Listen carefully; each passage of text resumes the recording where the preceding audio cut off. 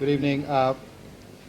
It's great to welcome David Chipperfield back to the AA. It's also great to see that there are so many of you here tonight, given the fact that we had to reorganize the lecture and it's in the middle of all the reviews.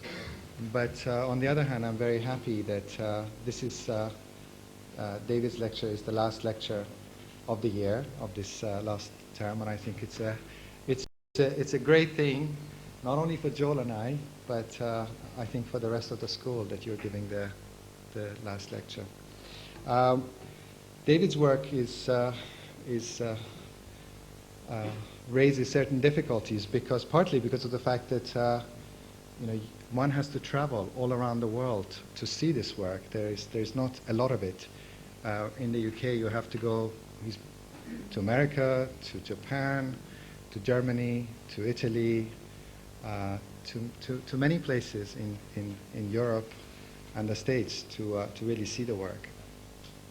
And I think that it's a pity that there isn't more, but I'm sure that there's soon there are going to be many more projects.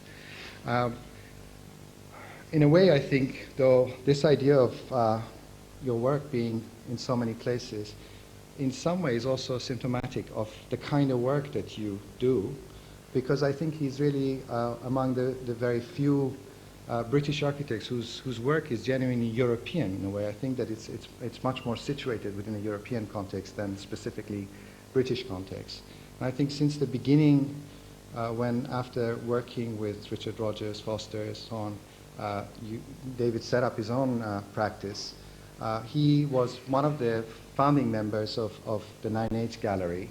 I think from the very beginning he's been involved in the idea of establishing a theoretical and cultural side of the practice, as well as the practice side, the practical side of the practice. And he very much is a practical architect. I think that's something that he states over and over again. And I think it's important to recognize the kind of pragmatism with which he works, but through it also then engages with issues of the physical fabric, the site, the material condition, light, all the ephemeral things that are really inscribed within the permanence of so many of the buildings that he has designed and built so carefully.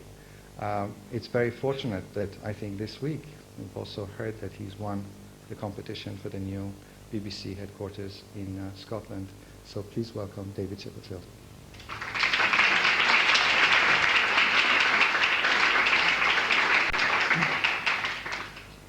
Thank you very much. Thank you for coming.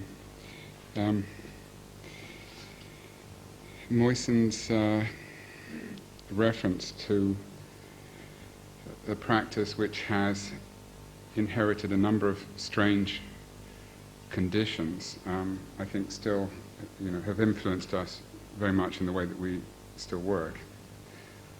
Those conditions are, in a way, rather through historical accident, having the opportunity to build outside of one's own culture much more than within one's culture. My first 3 buildings were in Japan, and it's always been like that, and that was in a way an accident. The second, which is not so accidental and is probably to do with one's own character and weaknesses, is to do with this balance between idea and practice. And I have taken probably a very different view to a different path to some of my contemporaries. And let's take Zaha as someone I went to school with, as the opposite, someone really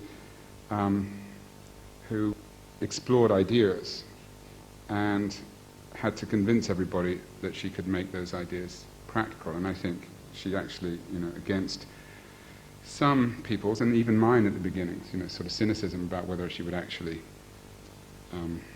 be able to put those two things together, I think she's absolutely proved she can do it, and I think that's I, on the other hand, have come the other way, sort of always taking the opportunity to build ideas, build things, and then, in a way, use that as a way of trying to explore for ideas. In other words, looking for ideas through the process of building and, in a way, the craft of architecture. I want to explain the work, to some degree, with reference to those things. One thing which I would go back to is this strange condition that whenever we do a building, it's somewhere else. And therefore, you arrive in that place, and one of the things which is, I find rather stimulating, is trying to decide, the way into that project. And when I started working in Japan, I didn't arrive in Japan as an architect who had developed his own way of working. I wasn't imported in that way. And therefore, from the beginning, there was a sort of notion that, as opposed to somehow arriving with a preconceived notion of what architecture might be, or what you might do, and then placing it in that place, I learned through that process, good or bad, to somehow enjoy the context in all the terms that context can be considered as part of the process. And that has remained with us, and I think it's very important in certainly some of the work that we're doing at the moment.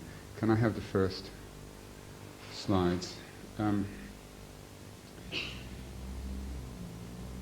We have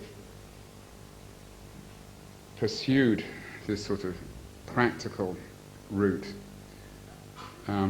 over the last 15 years by doing innocent interior projects, people's bathrooms, frock shops, bars and restaurants, which have little consequence in a way because of their, despite Rem's assertion that shopping is the thing that we should now be taking seriously, I don't believe it for a minute, that these projects, on the other hand, have given us a sort of continuous opportunity to build small, innocuous and inconsequential pieces, but they have a certain experimentation to them, not from saying big things, but just looking at very small things, light, material, and in a way, the sort of the craft of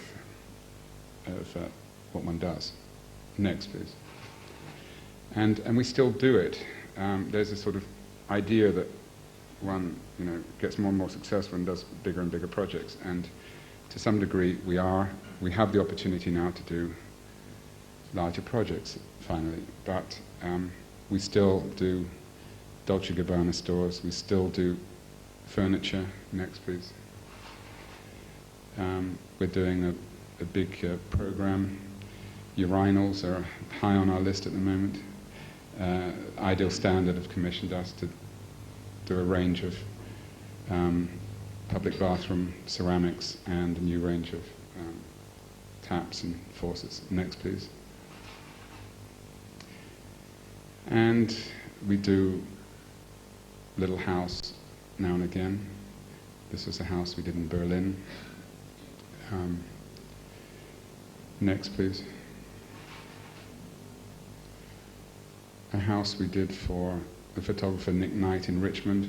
The early project was actually one of the very first projects we ever did. This piece here, which was in turn an extension of a small piece that was in here. So this thing has somehow grown over the last 10, 15 years. It started off with a small house built by the client's father here. We extended it and built this house, and now we've added surreptitiously within the violent planning restrictions of Richmond and a local residents community that were out to lynch the client. A sort of strange idea that he built this house and the people in the street would refuse to talk to him for about 10 years. the house was too small, so he looked to move out, but actually the house next door came up for sale. And he bought this sight unseen. He never went inside. He employed somebody else to buy it for him because he knew that as soon as it was out on the street that he'd bought it, they'd all be running to the planning department. So we then got planning permission to build a separate house here for another client.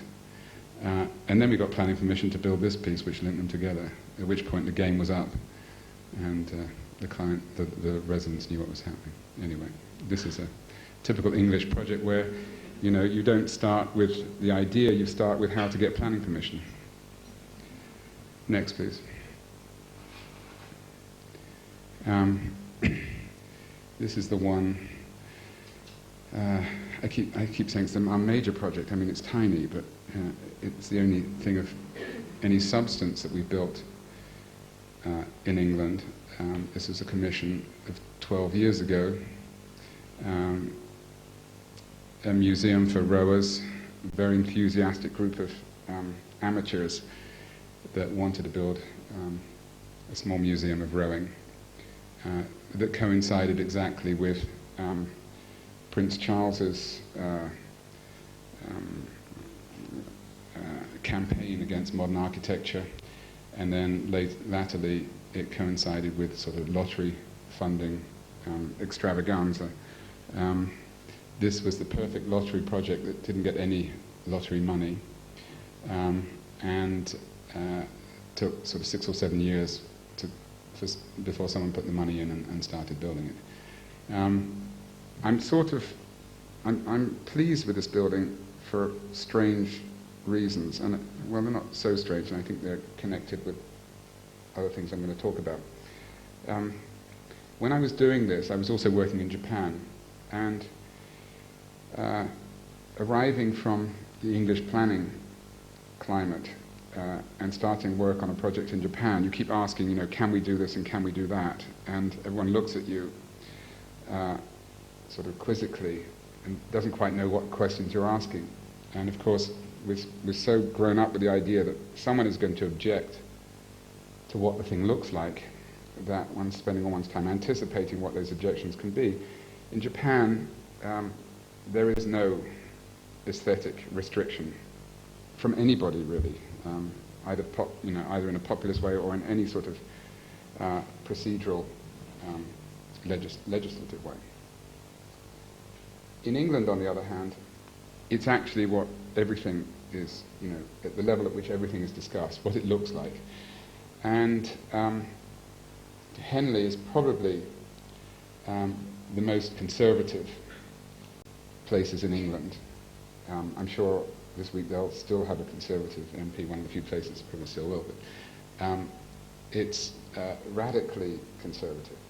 And the idea of building a modern building within the planning restrictions, and more importantly, not just the planning restrictions, but because to some degree planning restrictions represent a sort of a popular, you know, some sort of, I mean, despite the fact that planning officers are you know, often acting beyond their absolute responsibilities, in a strange way they do represent a certain sort of Philistine fear of modern things, which is generally shared.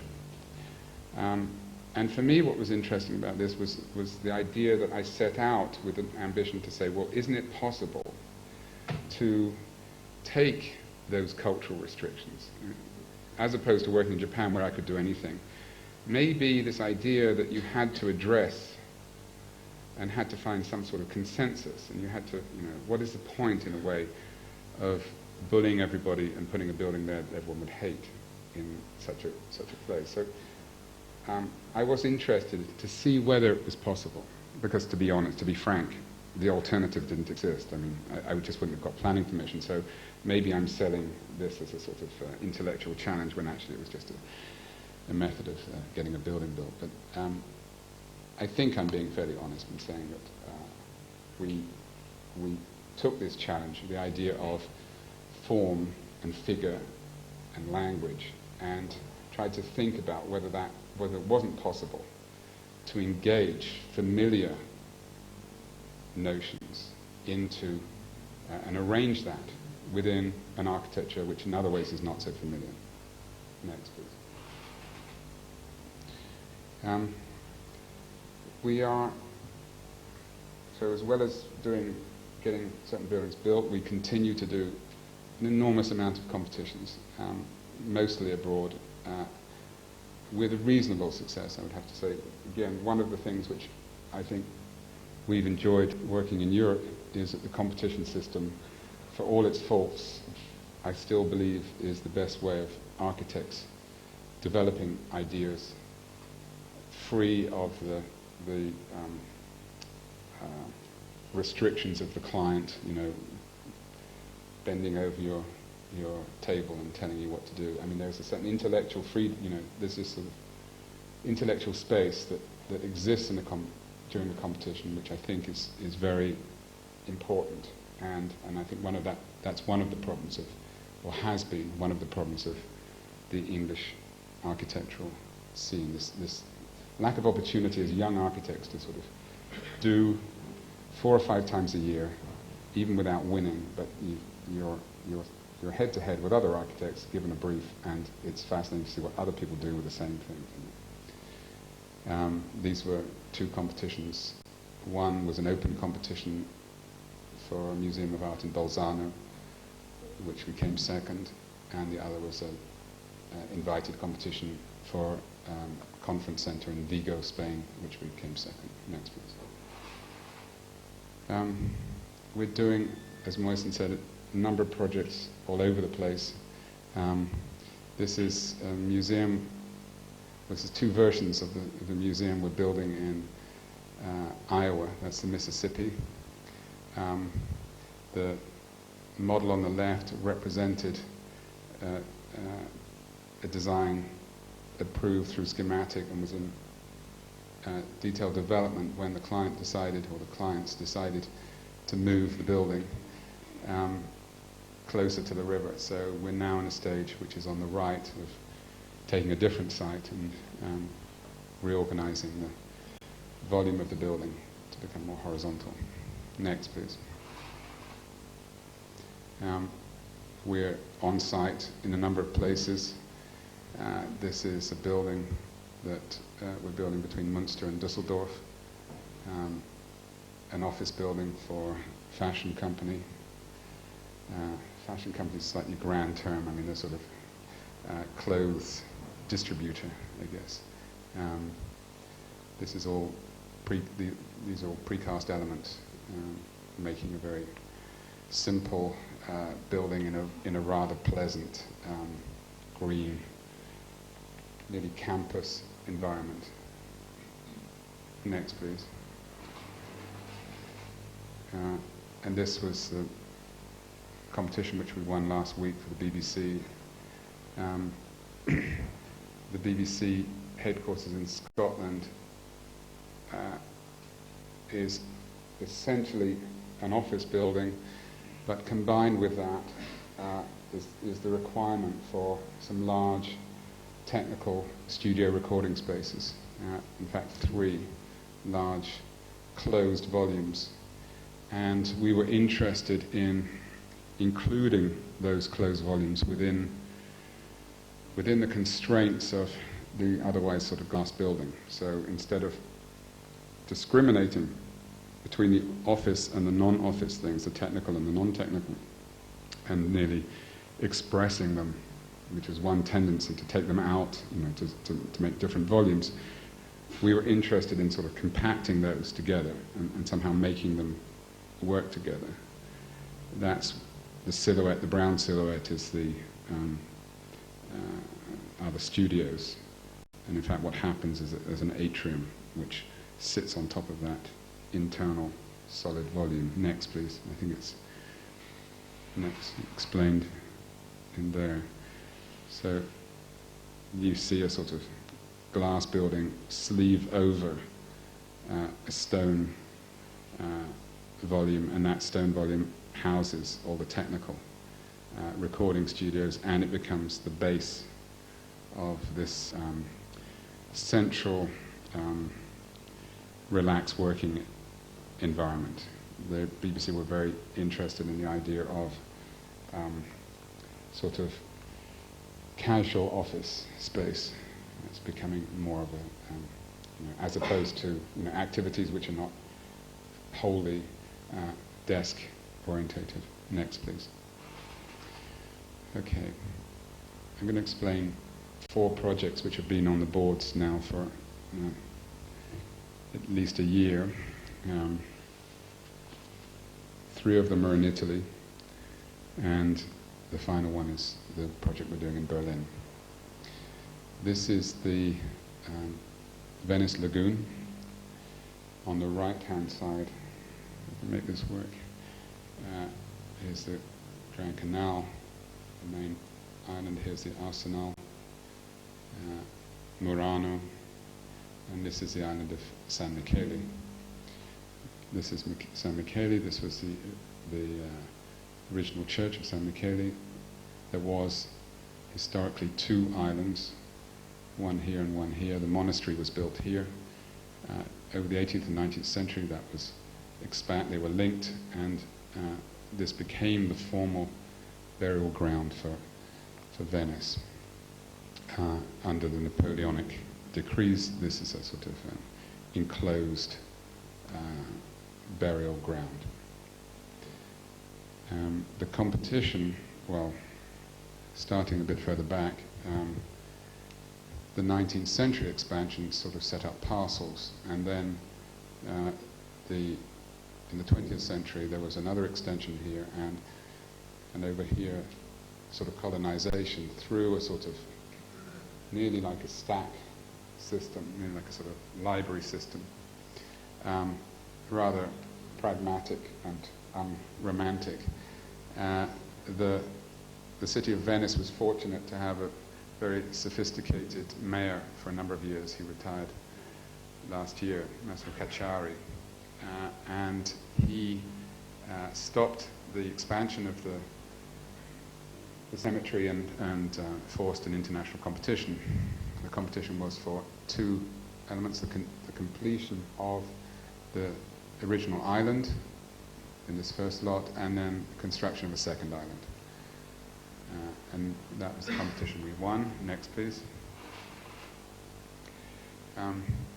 The presence of the island in the lagoon is wonderful, and is reminiscent of wonderful images of the island of death, Böcklin's painting of the island of death, and from here you get this sort of similar notion of this sort of glade and this sort of burial ground island. There's the Church of San Michele. Next, please. The reality is, in fact, a little bit disappointing, and is rather municipal in its execution. There are corners which have a certain charm to them, and I think this is sort of over here somewhere.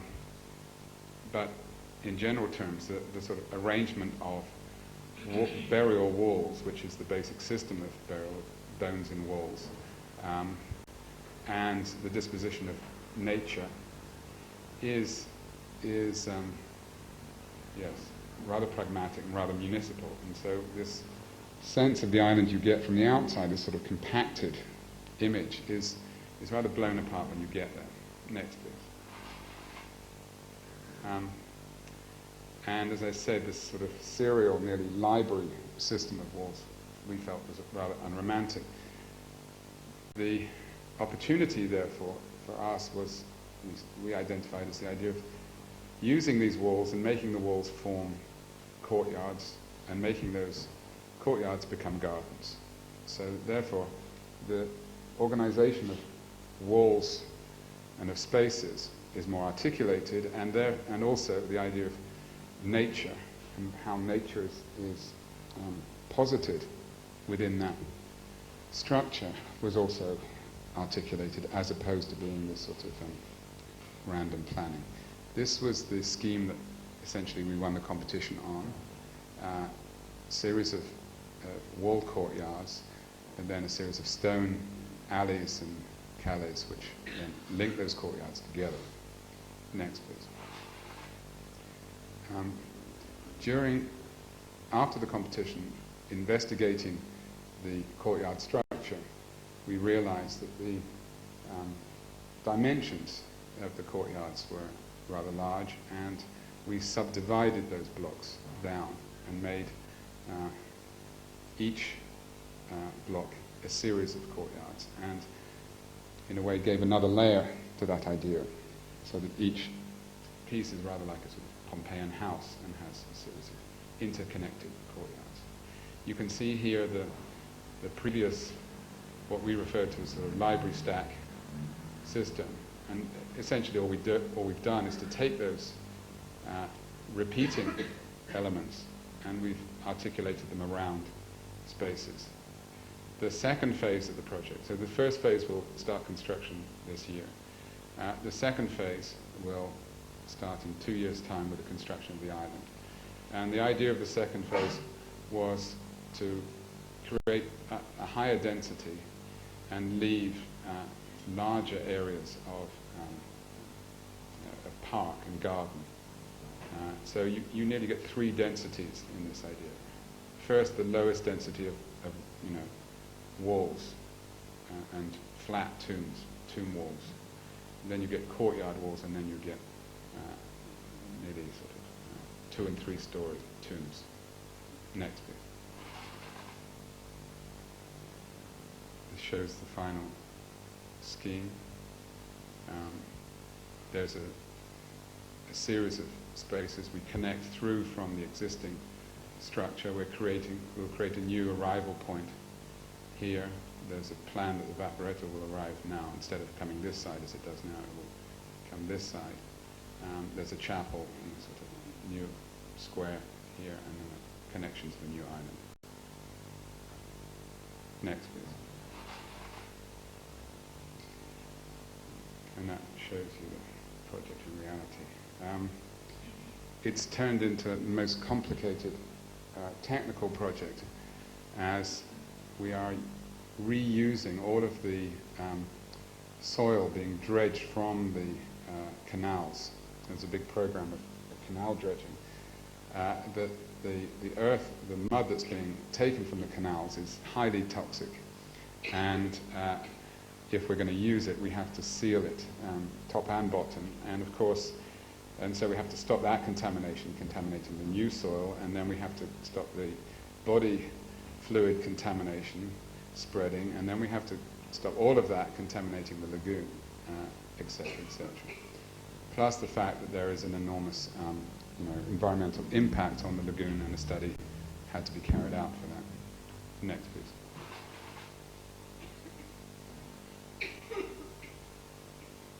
Next, please.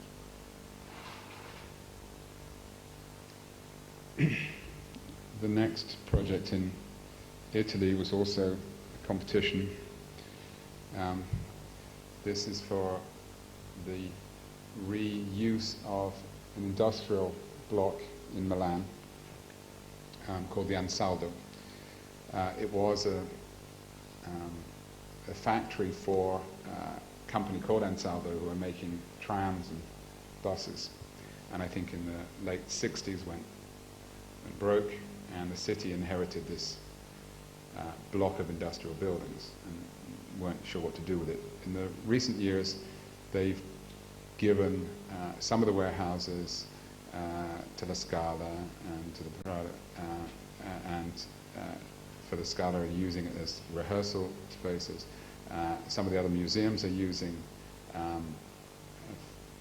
some of the other warehouses, and there's an idea to convert this whole side of the block to become a new archaeological museum, and there was a competition to do that, and the competition also to insert a new building here. The problem is that the main entrance to the Ansaldo site is really on this corner, and although, well, it was a block really a sort of super block with a number of entrances.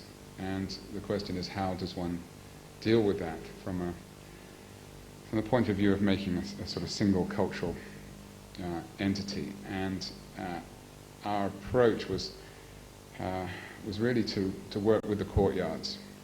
Milan is very much a city of insides, and it's sort of rather dull from the street point of view, and then you walk through and you find these extraordinary courtyards. So we were more interested in the idea of maintaining nearly the solemnity of the building facade and maintaining the industrial character of the existing block, and in a rather secret way creating spaces within the building.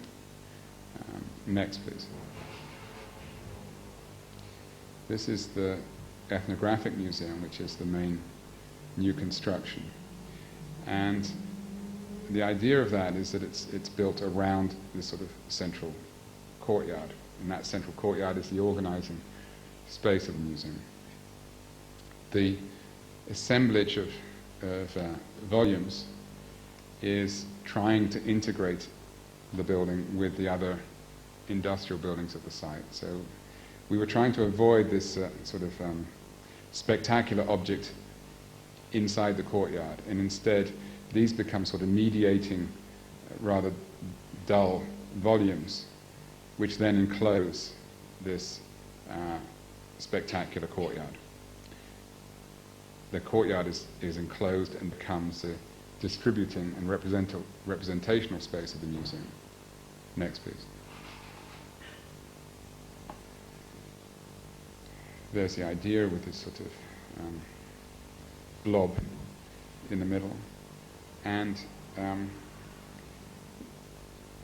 the advantage that this room then has is that it allows the sequence of museum spaces to work as a ring, but at the same time to work in reference to this main orientating room. Next, please. This is a sort of cutaway section of the archaeological museum, which is built within the existing building, save for a new pavilion here, which is bringing you in and giving you vertical circulation, bringing you into the different floors of the museum. Next, please.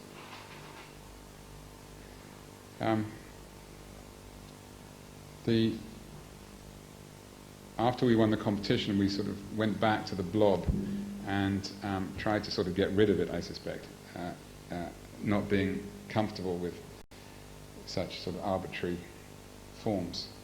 And every time we tried to make it orthogonal and square, or continuation of the other volumes, it completely lost its inherent qualities. And those qualities seem to be, on the one hand, the idea of a sort of lantern, and on the other hand, a very distinct type of room in comparison to the main exhibition rooms. It's now developed, this is the latest version of it, where it's a sort of double glass skin, a sort of sealed skin on the outside, rather pragmatically, and then a curved glass skin on the inside. Next, please. The other thing that's happened, and this now works rather magically from a museum point of view, is that we've raised the whole museum up on a table. That table takes the car parking grid underneath all the way through and elevates the main museum level to sort of plus 3.5 meter level. You enter the museum, all of the coats, bathrooms, cafe, bookshop, etc. happens on that level. Once you've done all that, you then go up this staircase, which is this stair, or an elevator on the side, and you arrive like a rabbit in the middle of this lantern, this orientating room. Next, please. That's how you come up. You arrive up here. And at that point, you're in this room, and every space of the museum is accessible from there. There's a very precise program, curatorial idea of primary exhibition spaces and secondary exhibition spaces. So there's a sort of, it's like a flower that radiates out of this central room, and the more you want to know, the deeper you go into the museum.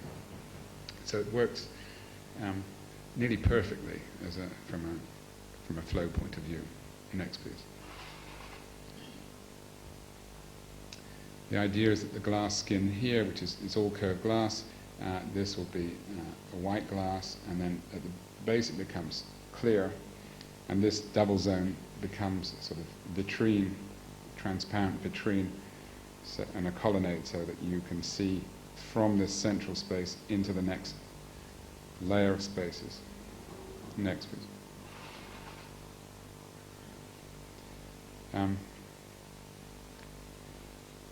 Another Italian competition was Salerno in southern Italy. We won 4 competitions in the last 2 years in Italy, major cultural projects, and of course we're not very popular in Italy amongst other architects, and but the question that's always asked is, why do we keep winning competitions there? And I think one of the things which seems to be in common with all of our entries have been a certain sort of simplistic diagrammatic idea, and that those ideas have been quite sketchy at the competition stage, but somehow have managed to remain intact. The competition we did for Salerno is another very clear case of that. The brief was for a law courts, a rather large building of more than 40,000 square meters, and will become the largest public building of Salerno. We had previously done another competition in Salerno. Salerno is a sort of small Naples. It's the next major city down from Naples. The same range of hills is following Naples is that way. The Amalfi Coast is here. This is a sort of large bay. And like Naples, the historic center is built on a hill. We did a competition, first of all, for the refiguration of the historic area, which we lost. Sejima won this competition, but it's stuck now. It's a long story, but we were not put off by that, and we did the next competition, which was for this site, a slightly less romantic site to the south of the city, where the 19th century city begins, where the land gets flat, and where industry started, and where the railways arrived. Next slide, please. This was the first competition which we lost. The idea was that there were 3 major monasteries which had, since the war, been turned into prisons. Salerno seems to be either full of law courts or prisons. I'm not quite sure why these typologies are abundant, but the city wants to requalify these 3 historical monuments and make them, give them a function. The competition was the sort of typical vague competition where you were supposed to think of a function and then design the project. So you'd say, okay, here's a museum, here's a hotel, here's an office building. You design it, and then at the end you say, do you have any money for a museum? They say, no. Is there anybody interested in a hotel? You say, no. And so the project gets stuck. So we rejected that and said instead that, in our opinion, the problem of the historic centre was one of accessibility and the lack of public space. And what you would have done in a flat city would have looked after the open space first. And by looking after the open public space, you would have, by definition, increased the status and the value and the purpose of the surrounding monuments. The question is, how do you make a public open space in a town that's built on 45-degree slope. And our strategy was to build this sort of series of basalt plinths and blocks which connect a major road at the top and a major road at the bottom, and bring, so you make this sort of nearly Babylonian series of gardens and squares which then bring you to the front doors of all these monuments and create a sort of public realm. And then the notion is that you get public funding to build that because that's in the public interest, and then the buildings would become feasible from another point of view later on. Of course, we lost the competition because we didn't functionalize the other buildings, and the people that did functionalize the other buildings is now stopped exactly as I said. Anyway, next. Not to be put off by, should be one on the right-hand side, sorry. Not to be put off by the competition system of Salerno, we then entered the next competition, which was for this rather enormous law courts. The status of the Italian magistrate is, as you are aware, under scrutiny for the last, and has been for the last 6 or 7 years. That essentially everyone's completely lost confidence in the status of the magistrate, in their morality and in their honesty. And I was interested in how on the one hand you are building this enormous representational volume. It is going to be the largest public building in the city, and how did you, in a way, turn the tables on that? How did you turn it from being a building of power to an authority, to a sort of building of justice? And the idea was to break the building up in scale. So instead of it presenting itself as one building, that it could be presented as a series of buildings, and maybe that could help respond to the scale of the city, and to break down the institutional nature of the building. And secondly, to further break down that institutional nature, to connect the separate building volumes not by corridors but by courtyards. The climate of Salerno is very agreeable, even in the winter. There's absolutely no reason why public circulation through the buildings can't be through courtyards. And that was the proposal. This was the competition scheme. Next, please. That's the idea. A series of different volumes connected, always held apart and connected by courtyards.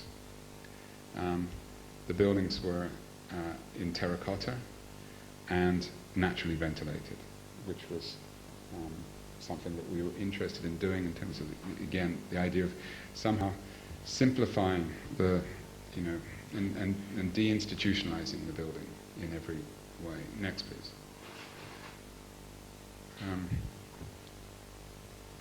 That was it after the competition. That's it roughly as it is now. The courtyard scheme has developed a little bit more. The block dimensions have changed a bit, but essentially the same scheme is there. A sort of a plinth, a series of courtyard gardens, and a series of volumes.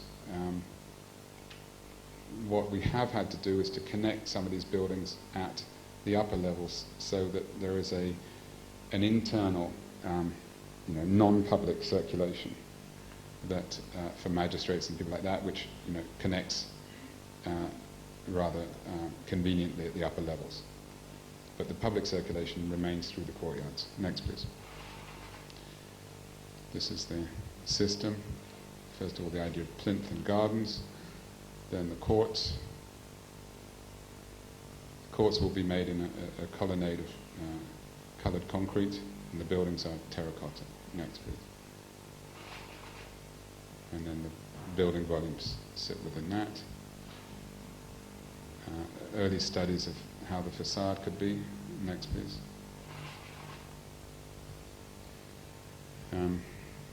further development of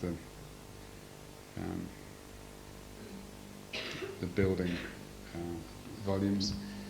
These are large pockets which are helping the ventilation, natural ventilation through the building, bringing the air into the central areas. Here are the colonnades, one here, one here.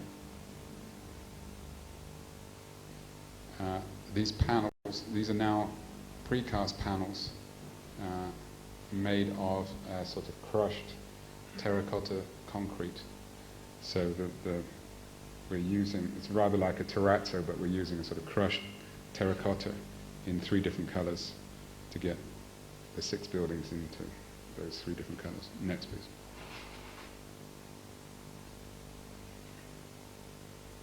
Next, please.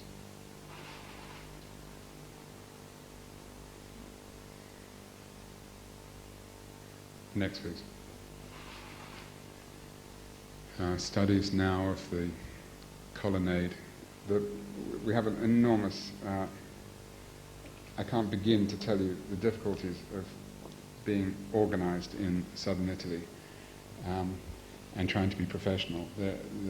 Everything is done with an enormous amount of optimism, and that's why nothing ever gets built. The mayor, having won the competition, the mayor thought we could be on site within 3 months because it suited his political ambitions to be able to say that, and was trying to convince us just to build something, even if it was a column, so he could tell everybody that, we were in construction. So we're treating them. We're trying to. Well, what's interesting is that you arrive with these sort of Anglo-Saxon pragmatic, habits, and you're rather respected for that. On the other hand, at a certain point,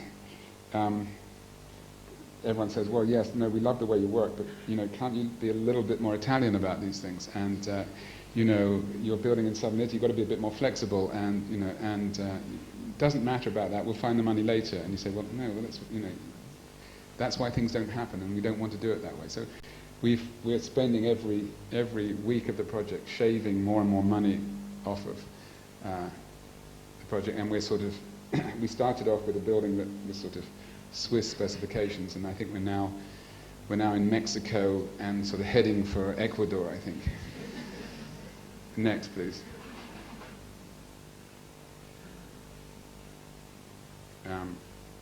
Looking at the main rooms of the building. Next, please. Okay, last. It's getting really hot, so I'm going to finish on quickly on Museum Island, Berlin, which is a difficult thing to talk about, as there's really 3 major aspects. We won the competition. Well, there were 2. There was a competition after the wall came down, 89.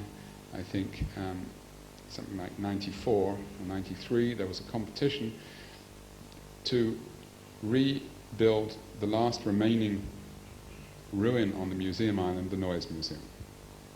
There's Altars, there's the dome, there's the Palace of the Republic, the old site of the Schloss, which was here, which started everything off.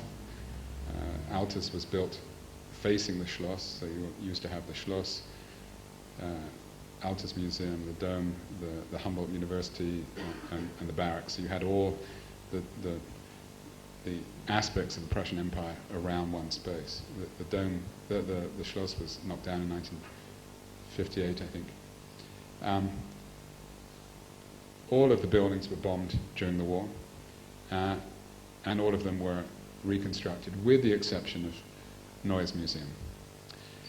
When the wall came down and the island complex was taken over by the foundation of Prussian culture, there was a desire to bring back together the historic collections which had been taken off of the museum island before the war, or during the war.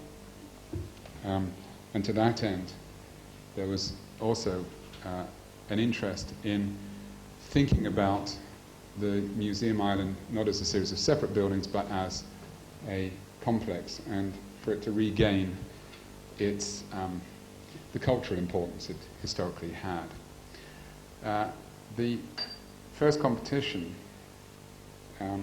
proposed that the Noise Museum would become a main entrance into the whole complex. We came second in that competition. It was won by Giorgio Grassi.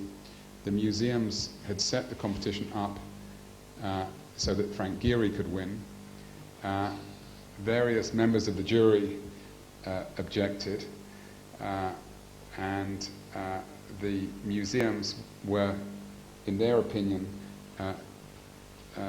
lumbered with Giorgio Grassi, who they didn't want and effectively wouldn't speak to for 2 years, and tried to freeze him out. In the meantime, the director of the Stiftung continued visiting Gehry in Los Angeles and encouraged him to keep working on the project.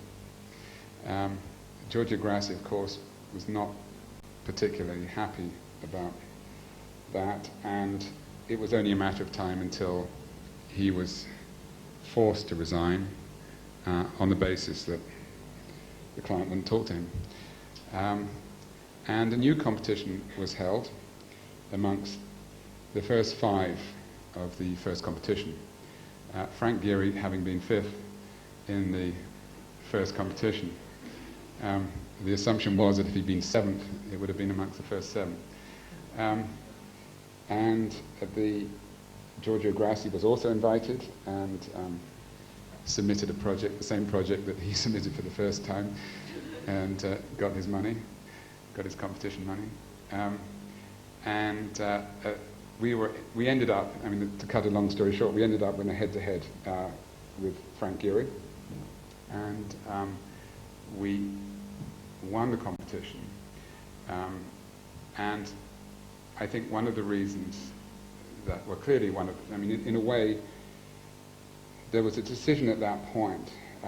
It was a sort of watershed, and I represented, in a way, in a strange way, the sort of forces of conservatism, I suppose, and Frank Gehry represented slightly different forces, centrifugal forces, usually, centripetal forces, and the decision to make a master plan. Well, let me start this again. Having won the competition, we rejected the idea that the Noise Museum could be reinstated and used as a main entrance, something that was never used for. And I think this was very much the difference between the 2 projects. One of the problems, well, the main problem lies with the status of this ruin, both physically and without sounding too grand, spiritually. Next, please. The building is substantially destroyed in 2 areas. It's missing a whole wing in the consequent courtyard, the old Egyptian courtyard, and it's missing southeast corner. And in between the existing building, there's various degrees of damage. Next, please. In some places, this is the Neobildungssaal, in some places that damage is not insurmountable. It's, you know, there's an enormous amount of fabric left, and it would be relatively easy, especially with Julian Harrop, who we've been working with, who's, I must say, been an absolute delight to work with, and has been enormously, well, it's been a sort of very stimulating process for us, because I must say the idea of restoring a ruin at first sort of worried me, you know, as to, you know, what the way into that could be. So there are rooms which are reasonably intact, others where the damage is quite substantial, and others where it's completely, you know, there's no decoration left at all. Next, please. this is the most famous space of the Neues Museum, Stüller's famous staircase, one of the great Berlin rooms, in fact. That's how it was after the war, and that's effectively how it is now, completely destroyed, and you can see there are just fragments existing of the original. This degree of inconsistency of damage is really one of the major issues of the problem. So we have parts of the building completely, totally missing. We have spaces like this where every piece of decoration is missing, and large amount of the architectural decoration is missing, and then, or most of the architectural decoration is missing, and then other rooms where a substantial amount of architecture and surface decoration is still intact. Next, please. And we've had to deal with this this building in a number of ways. First of all, and I'll come back to it, we forced everybody to lay aside the notion that the Neues Museum would become a sort of entrance building and distributor to the rest of the island. And that was a very, very important battle, and it allowed us to reconstruct or give significance back to Stüller's building. The dialogue that has been continuous part of our work, and I would have to say, I don't think we would have been able, we would have had the same level of intellectual discussion, even amongst people that were opposing certain directions we took, if this had been in this country. I must say, the discussion just about the staircase hall project, which we worked on for the best part of a year and presented various options, was one of the most enjoyable discussions I've had about, the memory of a ruin, what the ruination of the building meant, as opposed to the idea of restoration. The two extreme lobbies existed. One, to recreate Stüller's hall absolutely as a copy, very usual procedure. We've got enough information, we could do it. We've actually got quite a bit of the pieces in storage. We've got the cartoons of the frescoes, so that would be that was one extreme position. The other extreme position was that we should remember the ruin, and that the ruination of the building has created, in a way, its own sort of nature in its own new space, and that has its own sort of integrity.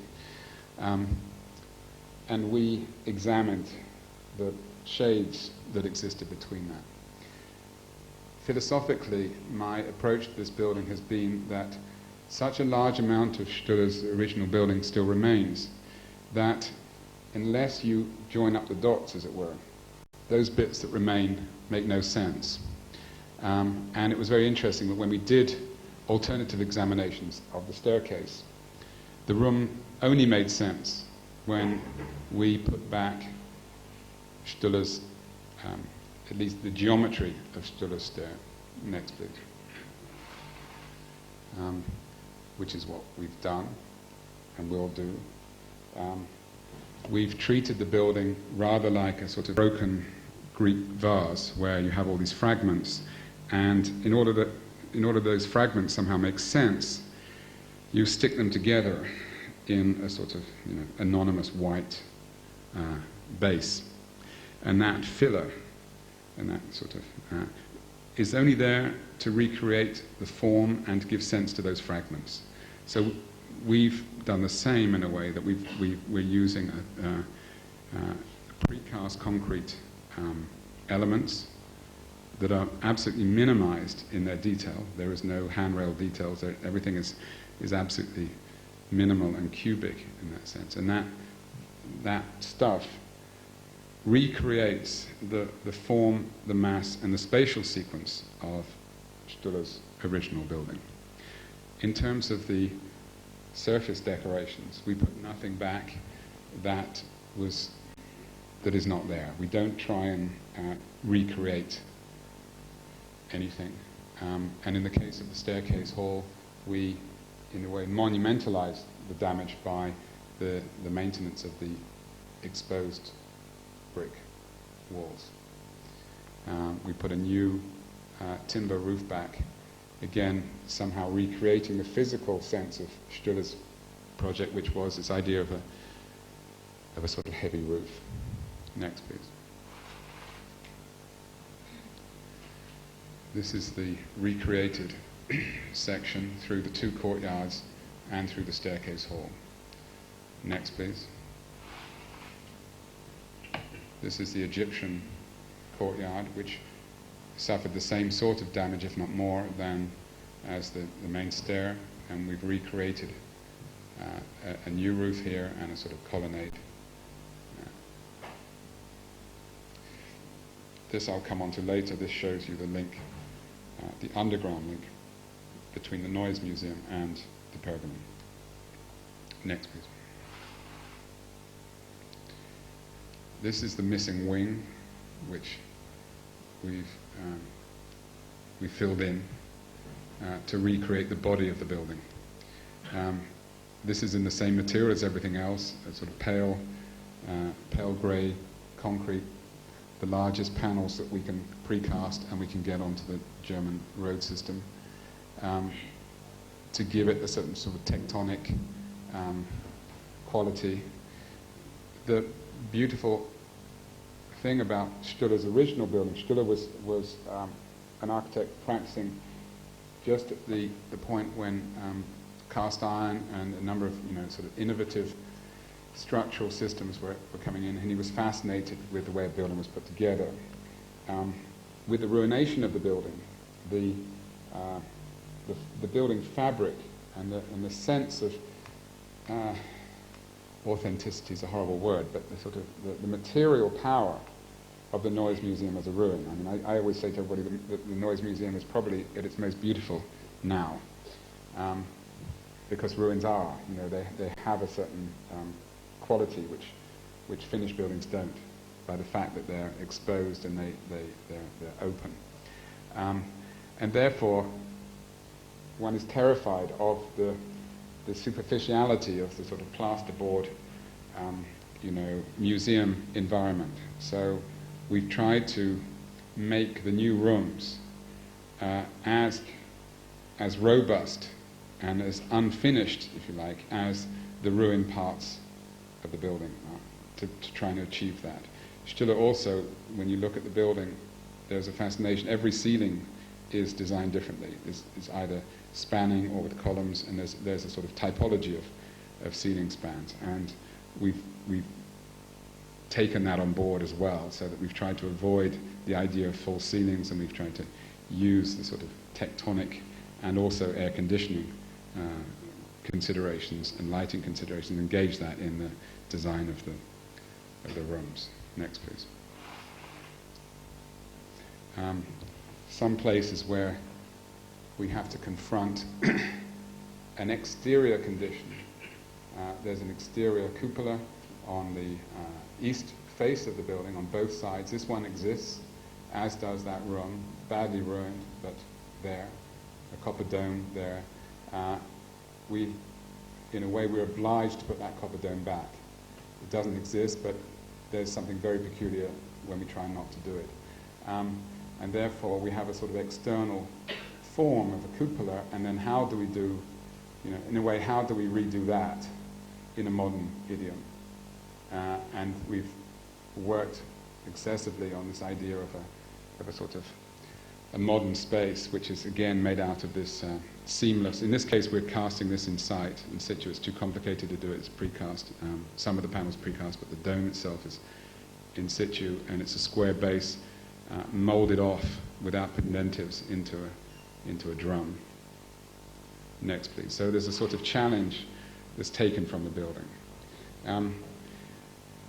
The final aspect of the restoration, and I have to give Julian Harrop all credit for this, concerns those rooms where a large amount of the surface decoration exists, but there are large areas of damage. What do we do with those rooms? We have, as from the very beginning, been very strong in saying we do not want to pursue the conventional restoration strategy of making it look new, which is how most conservation, especially in Germany, is done, because in Germany, there's a certain sort of notion that things should be done properly, and doing properly is in a way making new again.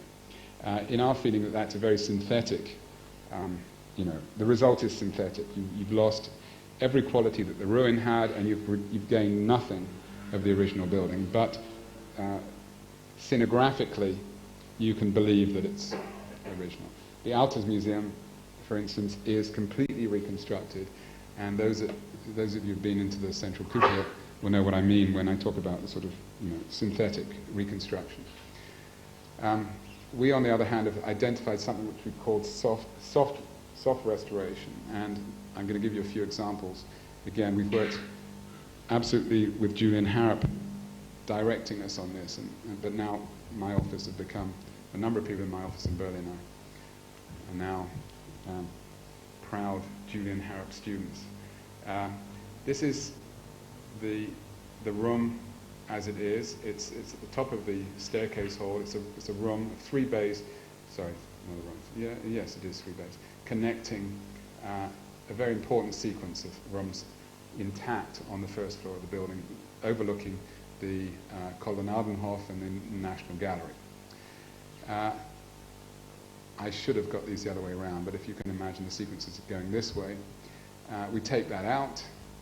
We photograph, by the way, every surface of the building. So we have a photographic record, survey of every surface, every ceiling, every floor, every wall. And on a paint box, we can do this. We can take out the door, we can start to recreate some of these lines back and just give sense. Because one of the problems is, that it's one thing saying we're not going to put anything back that's not there, but the level of damage, in a way accidental damage, means that that damage becomes more important than it needs to be. So we can't, in a way, we can't live with that level of damage. We don't want to hide it completely, but at the same time, we don't want that to become so important because it becomes incoherent and you can't read the space. So it's this question of, in a way, it's a very difficult one, because what we want to do is to define a line in each room, in each wall, and it's very dependent on what comes either side. As I say, there are 2 very good rooms either side of this, so the coherence of this space is quite important. You can see some decoration here. This was a sort of garden room. There were trellis decorations up here, and there's a fragment of blue there. There was a sort of base, and there were these frames. So going from there to there, we're starting to give a bit of order, and we're trying to soften down the damage that exists. Next, please. Yes, going that way again. We then just pull some lines through, again, just in a way to give boundary to that damage and to give a certain sense of order back to the room, but only through the most simple devices. So these are just paint washes that are being put on to pull down. I'm sorry, there's a very weird color difference in here, which is to do with the photographic slide, but this color is better than that one. And then just suppressing the damage, filling some lines through, and then finally, having suppressed the damage, but again, you can still see it. It's not rendered over. It's a sort of lime wash and then a soft paint, and then just tidying up of edges. And then the final thing was to put a blue wash on these domes here, just to locate the trellis garden idea that was dominant in that room. So this was a sort of a room that, there'll be 20 or 30 of attempts to do this. Sometimes we'll go further forward and then we'll come back, and it's a sort of, in a way, it's a sort of painterly, it's no different than working on the Last Supper in a way. It's to do with, trying to to give some sense of order back, but without being the artist. Next, please. The same outside. This is the condition at the moment of this is the dome bay. The dome actually has been restored already, not by us, but in the DDR stabilization. You know, areas of quite violent damage, sculptures are missing. Just cleaning up, just tidying up, softening, getting rid of some of the worst excesses of the damage, starting to put some lines back. Next, please.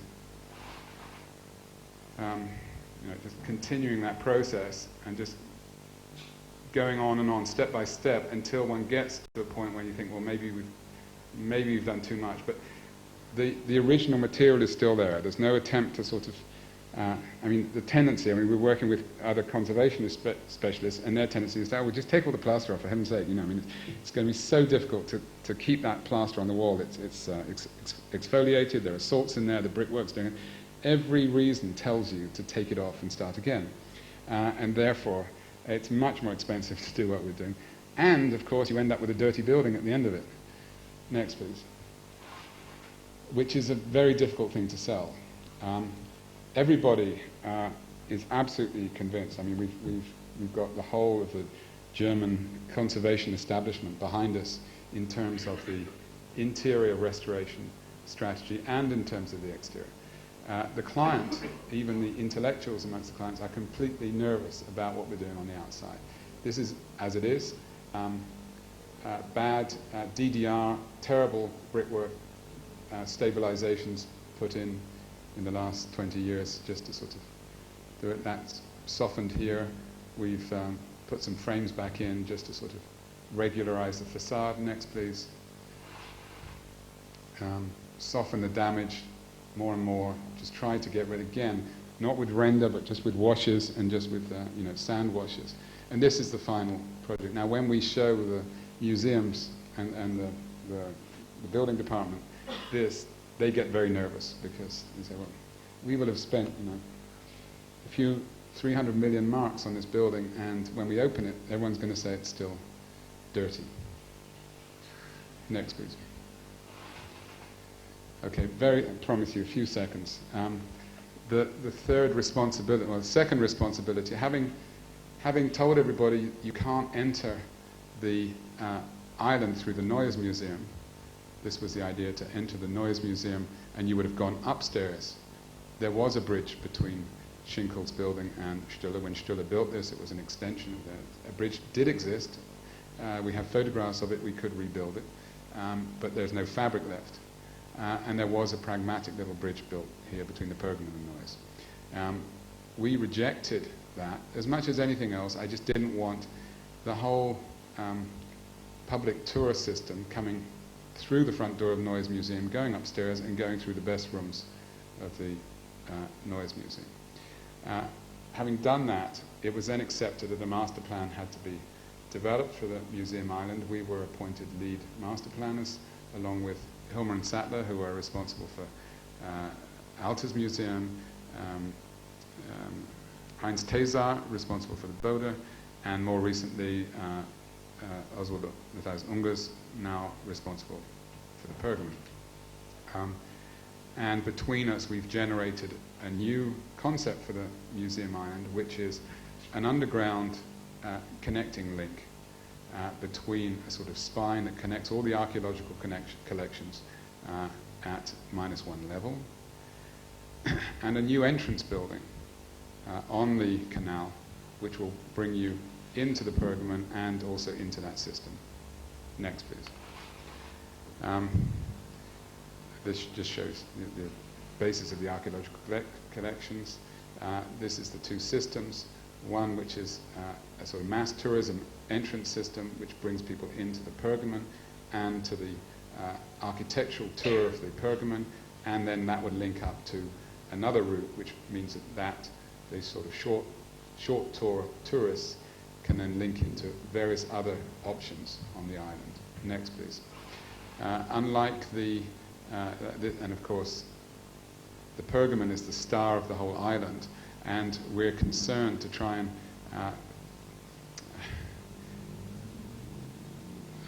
limit the monopoly that the Pergamon has over the museum island by this master plan, by trying to...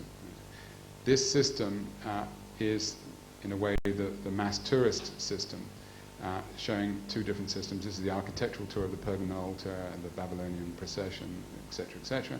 And this is the underground archaeological system filtering out. At the same time, next slide, I think, next, we maintain the original entrances to all of the museums.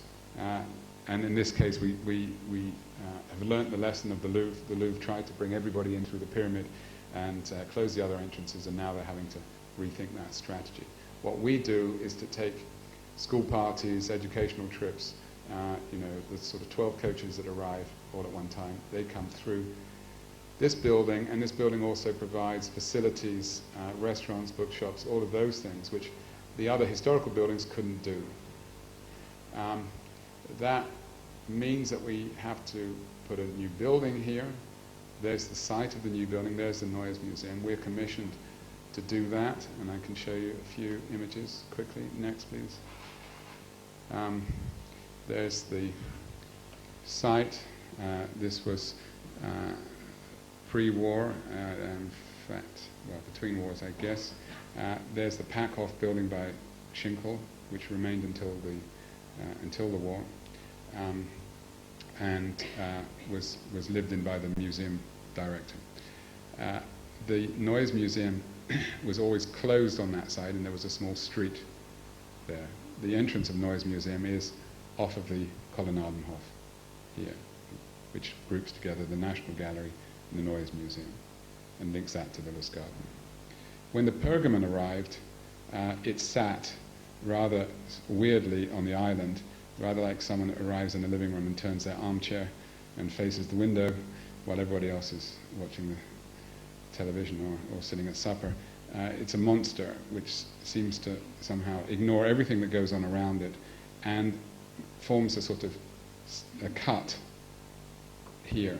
So there is no connection, in fact, between the buildings, the southern buildings of the island, National Gallery, Altars and Neues, and the buildings of the northern part of the island, because you actually have to enter Pergamon, you have to go off the island and come back on.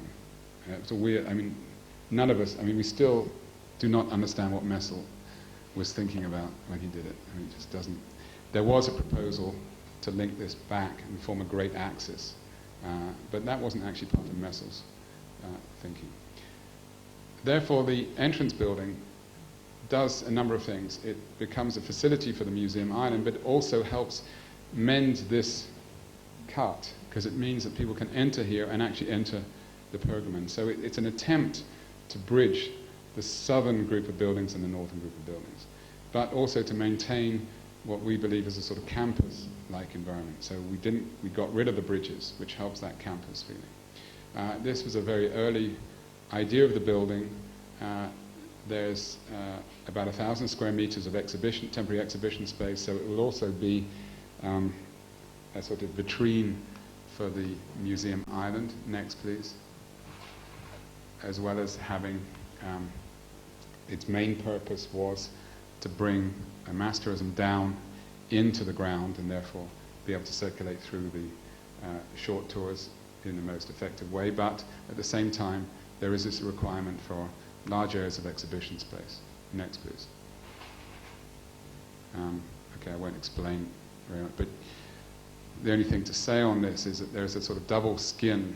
There's a steel structure holding up the whole building, which is forming the external wall. So this is a structural glazing wall with glass on the inside and glass on the outside. It's a sort of diffusing block, and then you have a series of solid walls inside.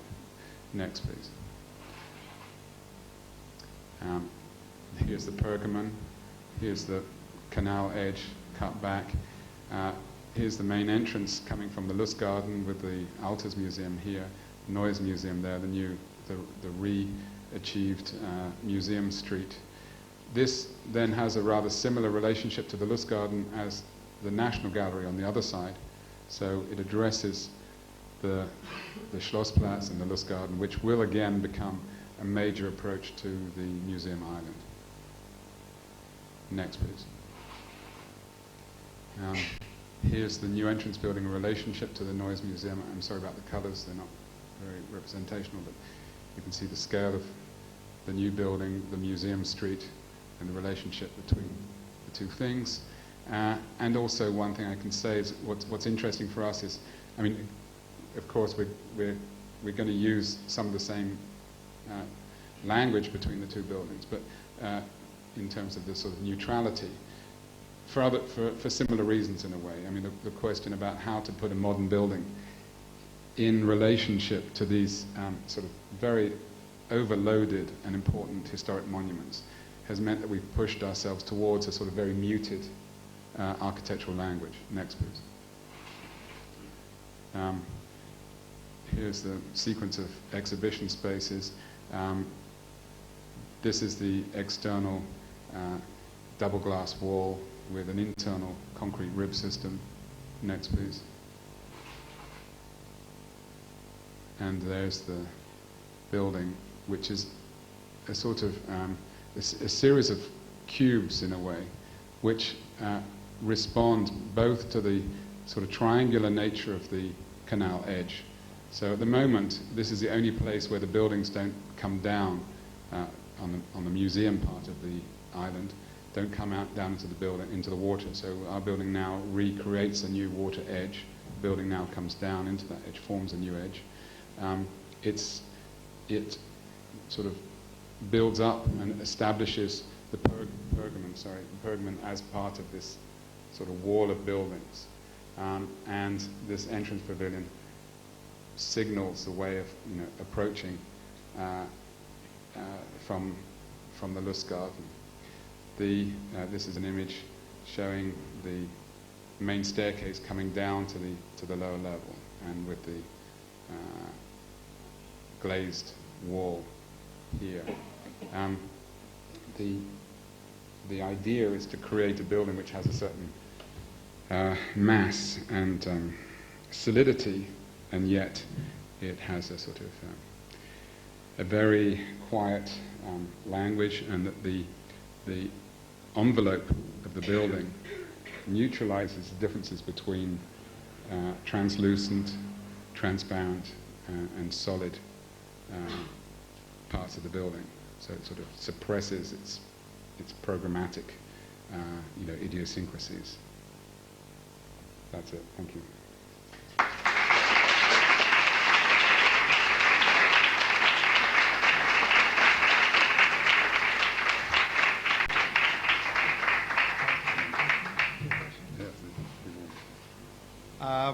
Maybe there is, we have time for a few questions.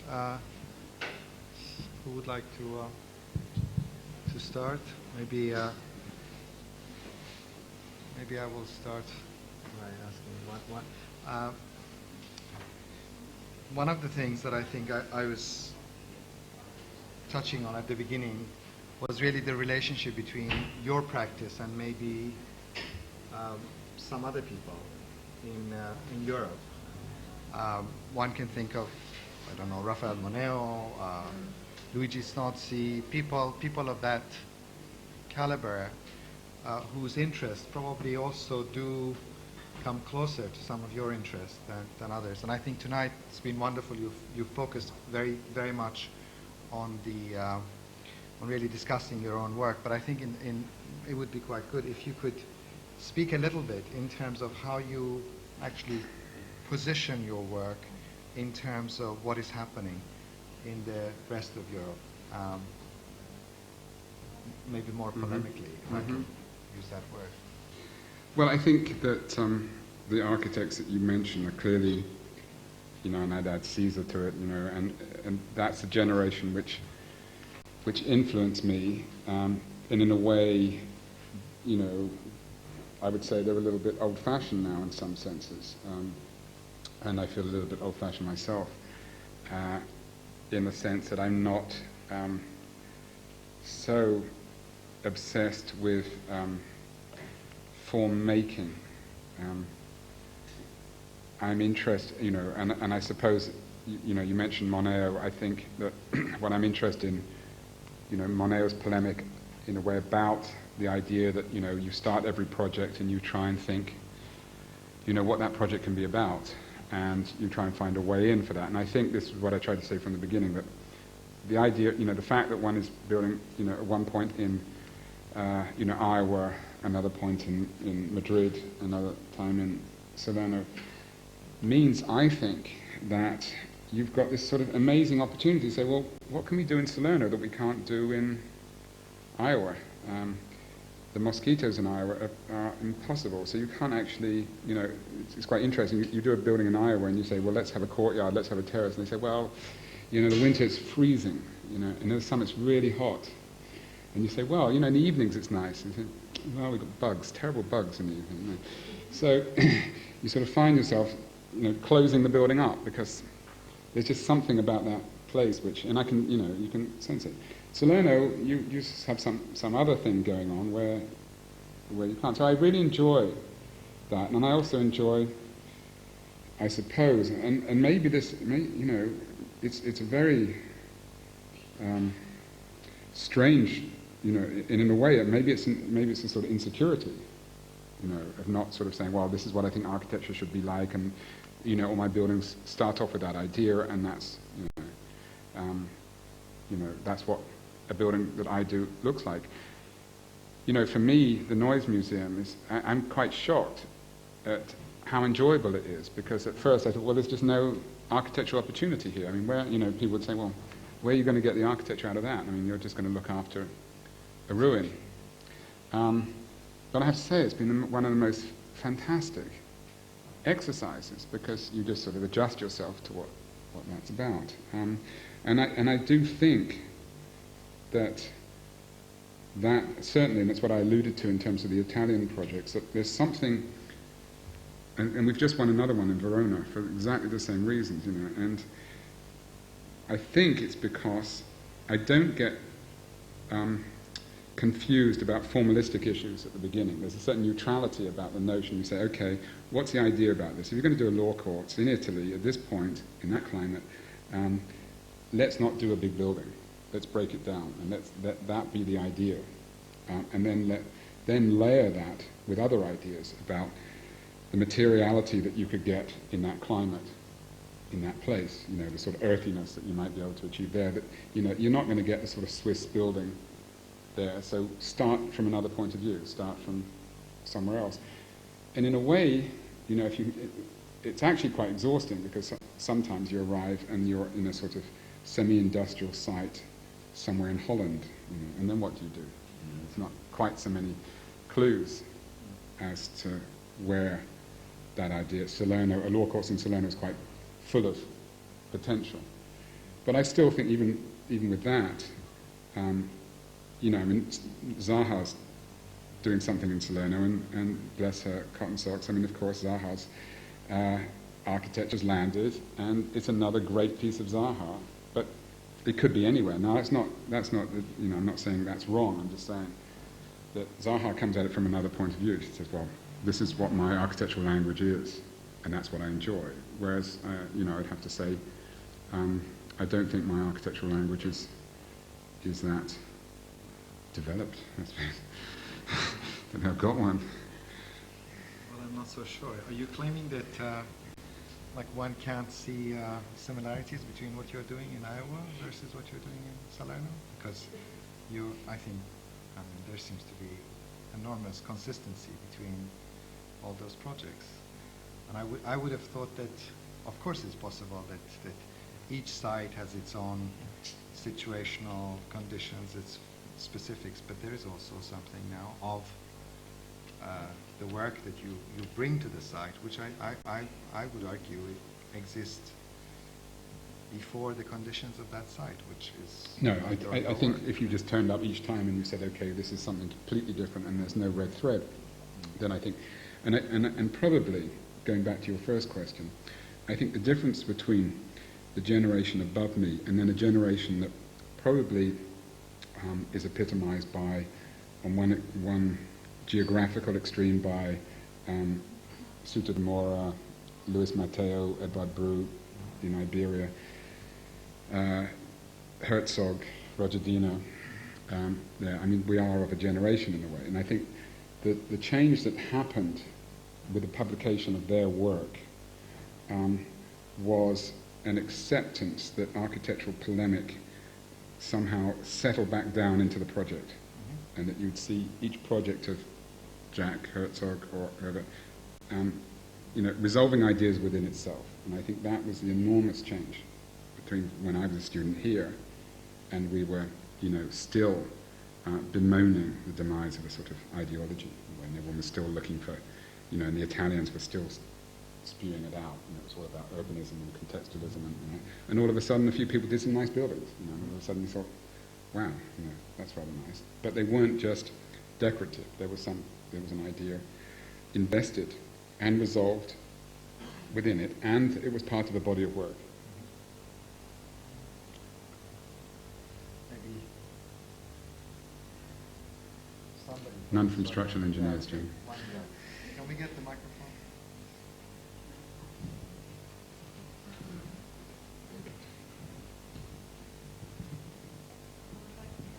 Wait a second so she can turn up there. I would like to draw on the last comment you made with reference to certain notion of un-Englishness that so would you think that what you just talked about in this kind of generation of yours ever really arrived in this country? Or where would you place it? No, I think the problem here is that you get beaten up on the way, and after you've dealt with planners for sort of 10 years, you forget that you're meant to start a project with other ambitions, than how do you get around planning permission as your first criteria. And I feel, in a way, it's been rather inconvenient to spend 15 years traveling around the world just to avoid the English planning system. Only to build in frock, so my solution was either to build in frock shops where you're sort of out of range in terms of scale, or somewhere else where you're out of range. Which doesn't mean to say that there are not other types of restrictions. And of course we have another problem, which is learning how to deal with each code and each process in every country and how to sort of work that. But I also think that, and I alluded to it a bit, there is a sort of unintellectual climate here. And it's very nice being an Englishman abroad because, in a way, you can bring your pragmatism and in a way, you can use it to your advantage. So here, I'll always talk about sort of ideas and how pragmatic the English are, but actually abroad, of course, it's actually rather useful because one sort of got a certain method about how one approaches those things, which certainly in Italy is, counts for a lot because they're sort of fascinated that you might sort of put 3 ideas all in a row and not get distracted on the way. And that they might be somehow to do with the reality of getting something built. They're sort of shocked at that. So that's sort of rather useful. But yeah, I'm sure if I'd stayed here, it would have been much different. But, to blow my own trumpet, it was a self-imposed and self-conscious strategy to always, go and lecture abroad, go and talk abroad, go to conferences, go and look at people's work, do that. And I still do. I'm teaching in Barcelona. I'm going to Barcelona to my Mies van der Rohe professor this year. I spent 5 years teaching in Stuttgart, which I gave up last year. I've taught in Graz, I've taught in Naples, I've taught all over the place. I did that.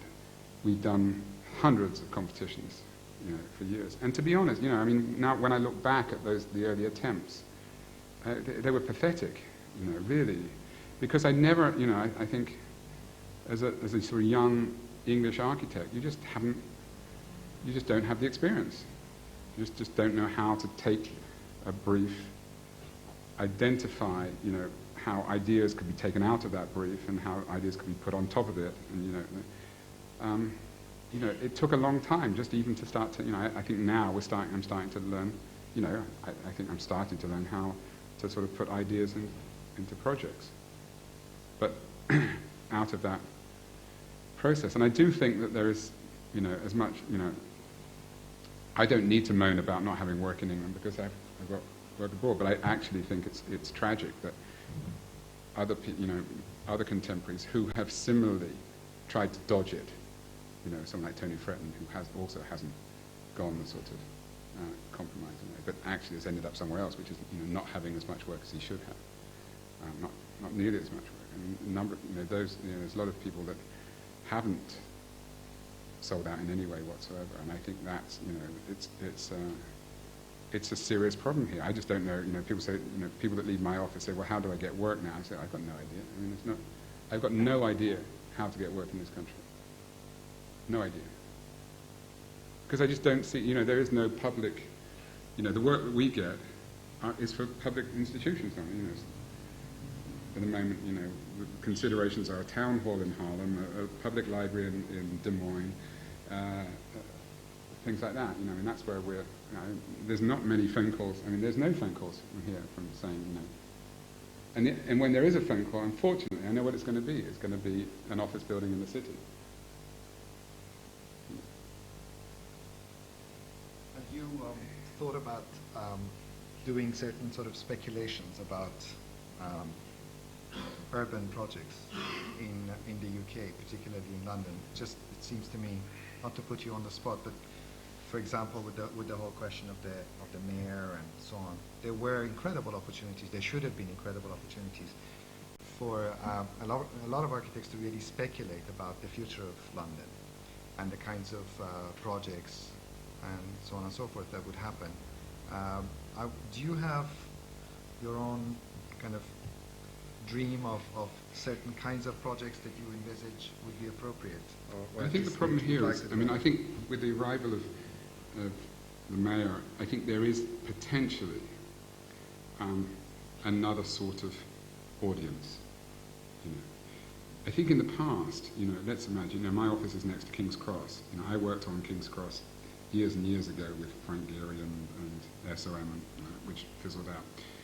And of course, you know, in those years we thought, well, it's stupid that something doesn't happen there. But I knew that any debate about it, you'd end up having to talk to developers about it. And also, you'd have to treat it as a sort of, it's very difficult to treat it as a theoretical thing without everyone saying, oh, well, you're trying to get a job. And, you know, things here are either completely unrealistic or absolutely realistic. There doesn't seem to be any polemic. In Barcelona, I've got, my course is doing a re-evaluation of the Olympic Village. And it was quite interesting when I did that, because of course, and this is another issue, I think that it's actually sometimes much easier to pursue theoretical programs in a place where you don't have any aspirations to power. And it was quite strange. When I did it, all my assistants and everybody there sort of said, oh my God, you can't do that. I mean, this is you know, it's an untouchable. You can't criticize the Olympic Village because Barcelona has somehow built its enormous reputation on the success of the Olympic Village, and no one is allowed to prod it. And then I spoke to Bohigas and said, that's my idea. And he said, well, what a wonderful idea. It's a fantastic idea. And then, of course, everyone then realized that it was a good idea, and as someone from outside, I was probably the only person that could do it. And that's what we've done. And it's been a very interesting exercise, because actually everybody, including Bohigas, has now, you know, come on to he's talking to my students and saying what he thinks are the problems and weaknesses of the project. But it's very interesting, because it's not, I mean, two things. One is, again, in Barcelona, there are a number of sites which are now being considered as potential redevelopment areas. The end of the Diagonal, there's and I absolutely wanted to stay out of that, because I think there's a great danger when you're a practicing architect that if you get your students to do something urbanistically, there's a great danger that, you know, you're looking at that as a project. And so what was nice in Barcelona was to sort of step off the map and look at something, you know, in a genuinely theoretical but rather practical way. Yeah, I mean, I just don't know how you do it here. I mean, I just don't know whether, you know, you have the feeling here that you're whistling down, you know, whistling in the wind. you thought of doing another project, King's Cross? Speculative? I think someone's doing it, aren't they? I mean, Well, I'm sure.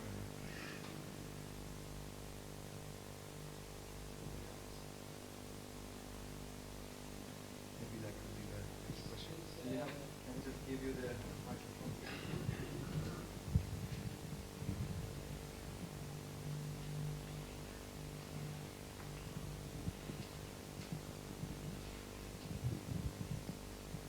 Well, there is one. No, you people over here can't hear you. Just speak to it. I'm sure. I guess. Well, and I want to make this clear because I think it's very, very interesting for me, not only your work but also the political implication of your work in Italy. And I thought that things do not get down in Italy because we don't have a pragmatic mind, but as you know, it's much more political than this, and it's because you had a great success in Italy because there is a highly intellectual environment that is able to recognize your work. There are people that are really able to understand the meaning of your work and appreciate that. And so I think it is a very interesting language that is very close to many architectural Italian school of architecture, but simply the Italian school of architecture are never able to produce an architecture which is not highly referential, and you are able to speak a language which we understand, but it's also not highly referential, and that's why it's highly contemporary from my point of view. And the reason why you had so much success is this, but it is also because you had a political, highly political influence by the left government in Italy. And I'm afraid you won't have so much success now with this new government.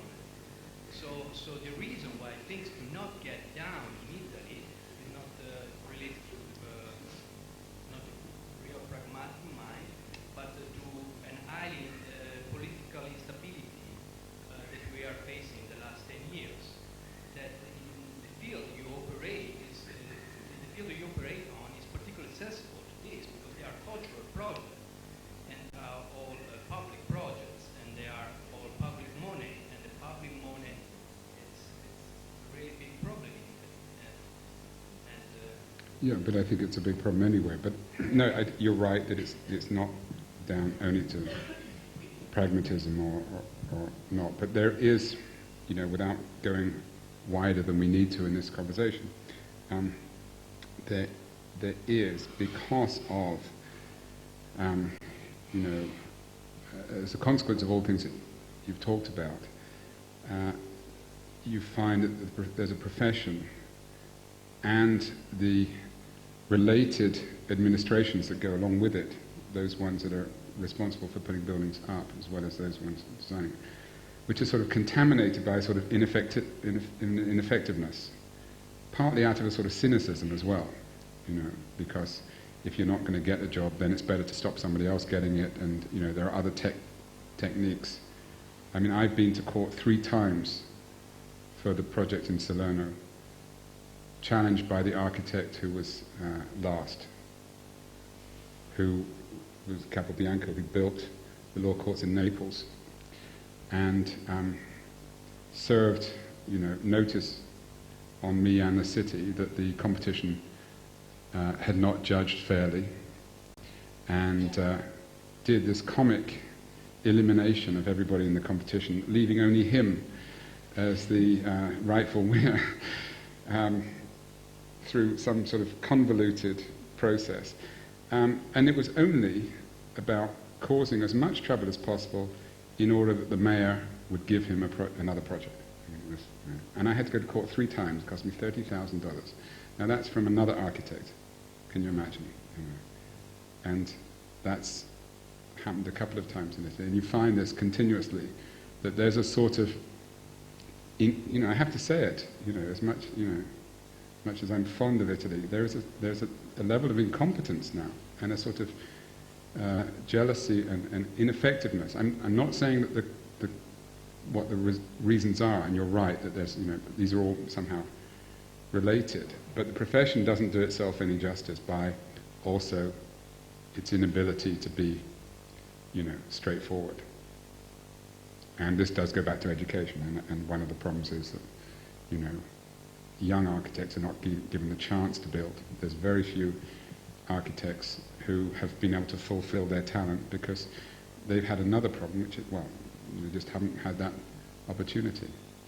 Not because they're not good, but because A, because of the education system, and B, because of essentially the corruption of the large projects only going to, only being shared.